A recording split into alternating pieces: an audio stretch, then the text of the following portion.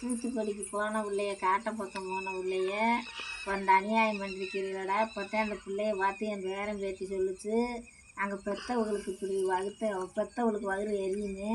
அவன் என்ன பாடுபட்டு முட்டை கொஞ்சம் புட்டு வளர்த்தா அப்படி பொம்பளை பிள்ளைகளை வளர்க்க நெருப்பில் கட்டணுமாடா. உங்கள் அக்கா நேற்றோட நீங்கள் பிறக்கலையாடா.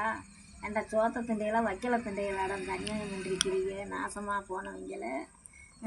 பிள்ளை வகுத்தறிச்சலாக கிடக்குது. பெற்றவ மனசு எப்படிடா இருக்கு? இந்த அநியாயமாடா.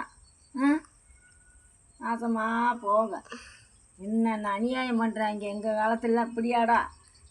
பிள்ளைகளை அப்படி பிள்ளைகளை எப்படிடா படிக்க வச்சு பிள்ளைகளை வளர்க்குறது?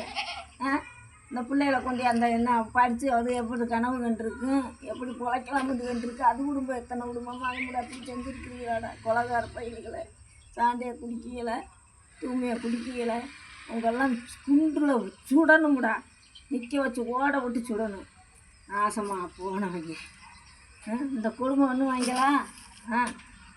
புள்ள குட்டியில் எப்படா படிக்க வைக்கிறது? எப்படா எங்கிட்டு போக வந்தால் கூட காட்டை பக்கம் போனால் கூட வகுத்த புளிக்க அரைக்குது. ஒரு கடைக்கு போனாலும் புளிக்க அரைச்சிட்டு கிடக்குது. என்ன அப்படின்ட்டு உங்களுக்கெல்லாம் தும்புருடா. உங்கள் அக்கா தங்கச்சியோட நீங்கள் பிறக்கலையாடா? உங்கள் அக்கா தங்கச்சி அப்படி செஞ்சால் சும்மா நீங்கள் இருப்பீங்களாடா? நீங்கள்லாம் அழிஞ்சு போக நாசமாக போனவங்க, துப்புப்பட்ட வயலுங்க, தூய்மையாக குடிக்கிங்க, சாண்டியாக குடிக்கிங்க, நாசமாக போனவங்க, நெருமலமாக போனவங்க.